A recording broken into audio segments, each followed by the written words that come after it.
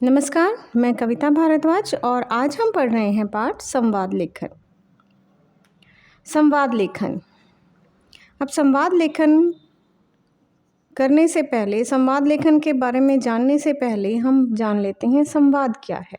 संवाद शब्द सम, उपसर्ग और वाद शब्द से मिलकर बना है। सम उपसर्ग वाद शब्द में सम उपसर्ग लगाने से बना है संवाद।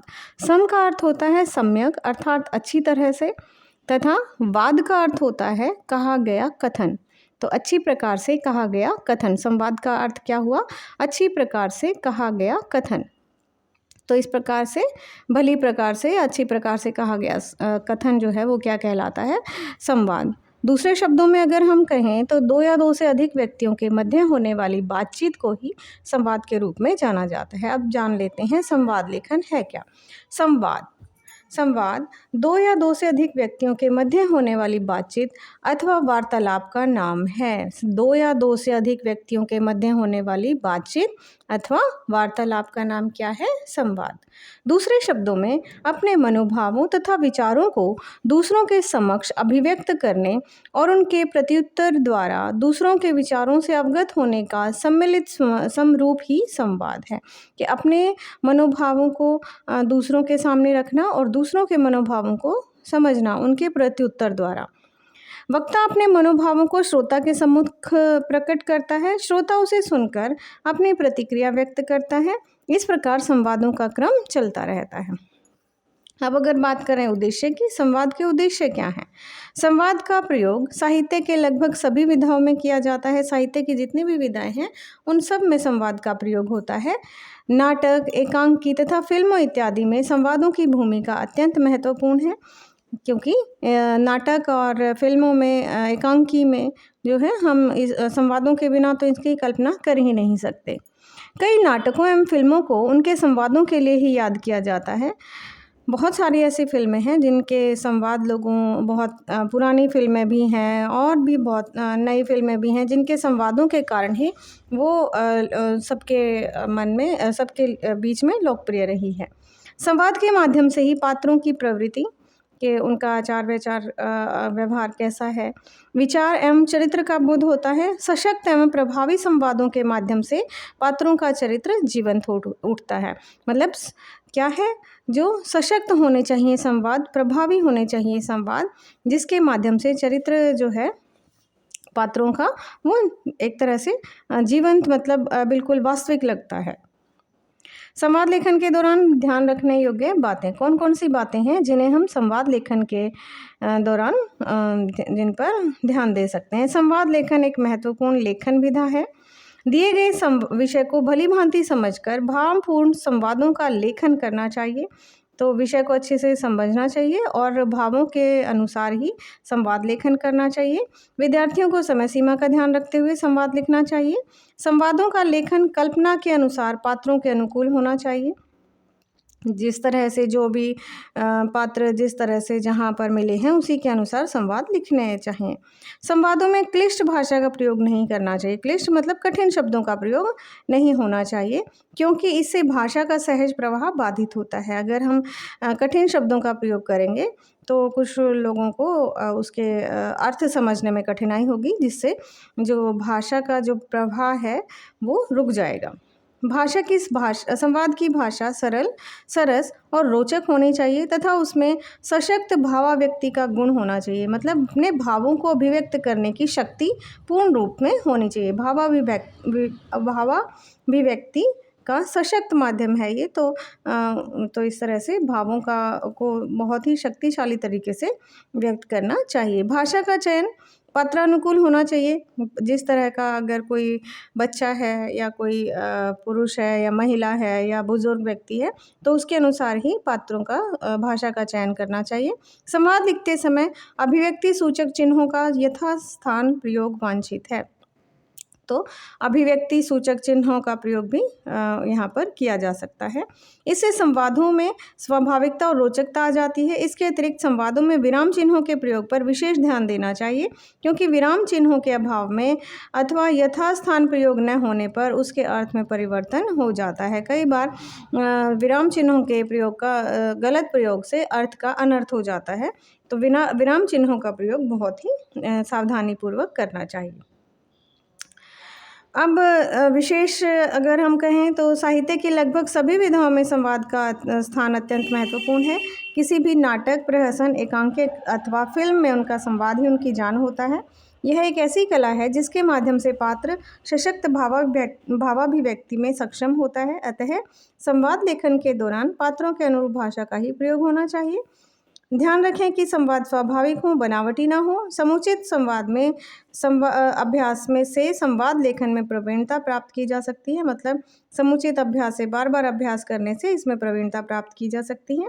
संवाद लेखन की उपयोगिता और इसके महत्व को देखते हुए इसे पाठ्यक्रम में स्थान दिया गया है और इसका अभ्यास विद्यार्थियों को करना चाहिए। अब अगर महत्वपूर्ण बिंदुओं की बात करें, संवाद लेखन में महत्वपूर्ण बिंदु क्या क्या हो सकते हैं, तो उसके सबसे पहला जो है संवाद लेखन के सबसे महत्वपूर्ण तो समाचार लेखन के लिए सबसे महत्वपूर्ण क्या है, संवादों में पूर्ण संप्रेषण का गुण होना चाहिए। मतलब विचारों के आदान प्रदान का गुण होना चाहिए, अर्थात जो बात कही जा रही है वह बोधगम्य हो और संवाद सशक्त अभिव्यक्ति क्षमता से युक्त हो। मतलब पूर्ण रूप से बात को अच्छे तरीके से समझाया गया हो, पूर्ण रूप से वो मतलब अपना पूरा अर्थ दे रहा हो। संवाद में प्रयुक्त भाषा सरल, सहज, भावपूर्ण और पात्रानुकूल होनी चाहिए। पात्रों के अनुकूल भाषा होनी चाहिए, सरल और सहज भाषा का प्रयोग होना चाहिए। संवादों में छोटे और सरल वाक्यों का प्रयोग करना उचित रहता है। ज़्यादा बड़े और जटिल वाक्यों के प्रयोग से संवादों की बोध क्षमता प्रभावित होती है तथा श्रोता के लिए उसे समझना कठिन हो जाता है। तो वाक्य छोटे होने चाहिए। संवाद रोचक और आकर्षक होने चाहिए।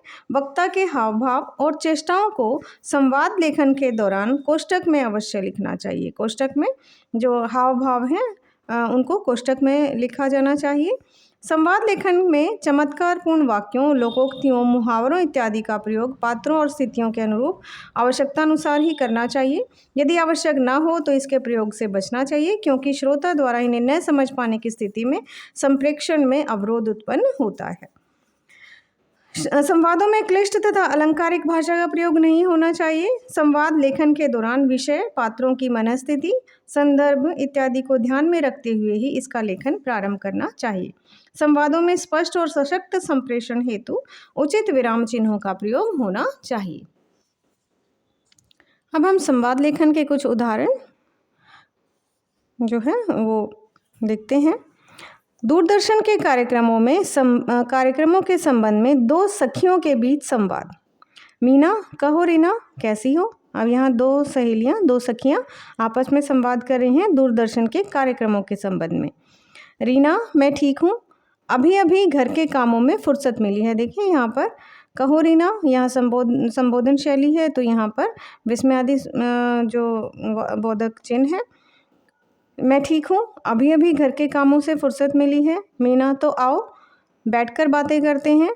रीना, अभी नहीं, शाम को आऊँगी, अभी तो मैं दूरदर्शन पर अपना मनपसंद सीरियल और कुछ ज्ञानवर्धक कार्यक्रम देखूंगी। मीना, हाँ, मैं भी दूरदर्शन के कार्यक्रमों को देखूंगी। दूरदर्शन के कार्यक्रम काफ़ी मनोरंजक और ज्ञानवर्धक होते हैं। रीना, तभी तो इतने निजी चैनलों के आने के बाद भी दूरदर्शन का महत्व कम नहीं हुआ है।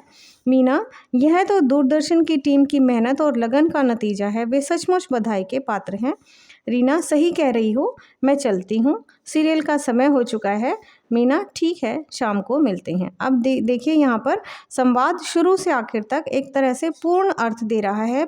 वाक्य जो भी बातचीत है, जो भी संवाद है वो पूर्ण हो रहा है। संवाद को बीच में अधूरा नहीं छोड़ना चाहिए। ऐसा बिल्कुल नहीं लगना चाहिए कि संवाद अधूरा है। दूसरा संवाद देखते हैं। पर्यावरण संरक्षण के बीच दो मित्रों के बीच संवाद। रमेश, अरे सुखिया, तुम पेड़ क्यों काट रहे हो। पेड़ क्यों काट रहे हो, यहाँ पर प्रश्न सूचक चिन्ह है। सुखिया, बाबूजी, यह तो हमारी रोजी रोटी है, लकड़ी नहीं बेचेंगे तो खाएंगे कहाँ से। रमेश, तुम्हारे और तुम्हारे साथियों के इस कार्य से कितने विकराल संकट खड़े हो रहे हैं, क्या तुम जानते हो? सुखिया साहब, मैं इस बारे में कुछ नहीं जानता। रमेश, पेड़ों को काटने से शुद्ध वायु नहीं मिलती तथा मौसम का चक्र बदल जाता है। सुखिया, इससे क्या फ़र्क पड़ता है बाबूजी? रमेश, सूखा पड़ना, बाढ़ का आना, बिन मौसम बरसात होना, भूकंप आना, ये सब कुछ इसी का परिणाम है। सुखिया, बाबूजी, मैं अपनी गलती समझ गया, मैं आगे से यह कार्य नहीं करूँगा। तो यहाँ पर भी संवाद जो है वो पूर्ण हो रहा है अपने आप में। तीसरा संवाद देखते हैं। वृक्षारोपण के संबंध में पिता पुत्र के बीच संवाद। पिता, नमन, तुम क्या कर रहे हो? नमन, पिताजी, मैं गमले में पौधा लगा रहा हूँ। देखिए यहाँ पर संवाद ना तो ज़्यादा बड़े हैं और ना ही छोटे हैं। संवाद ज़्यादा लंबे होंगे तो वो संवाद जो है उबाऊ हो जाएगा और उसका अर्थ सही तरीके से नहीं समझ पाएगा, संप्रेषण थोड़ा सा कठिन हो जाएगा। पिता, पौधा लगाने का विचार तुम्हारे मन में कैसे आया? नमन, मेरी अध्यापिका ने कहा है कि हम अपने परिवार के हर सदस्य के जन्मदिन पर एक पेड़ जरूर लगाएं। पिता, यह तो बहुत अच्छी बात है। नमन, उन्होंने यह भी कहा कि केवल पेड़ लगाने से जिम्मेदारी पूरी नहीं होती, प्रारंभिक समय में उसकी उचित देखभाल करना भी उतना ही ज़रूरी है। पिता, बेटा, मैं भी आगे से विवाह और गृह प्रवेश जैसे अवसरों पर अपने परिचितों को फूलों के गुच्छे देने के बजाय गमले में लगे पौधे ही तोहफे में दूंगा। पिताजी, नमन, पिताजी, जब उसमें रोज़ नए फूल खिलेंगे तो आपके परिचित आपको याद करेंगे और उनका घर फूलों से महकता रहेगा। तो आशा है आपको संवाद समझ आया होगा और इसी तरह की अन्य वीडियो के लिए लाइक और सब्सक्राइब अवश्य करें। धन्यवाद।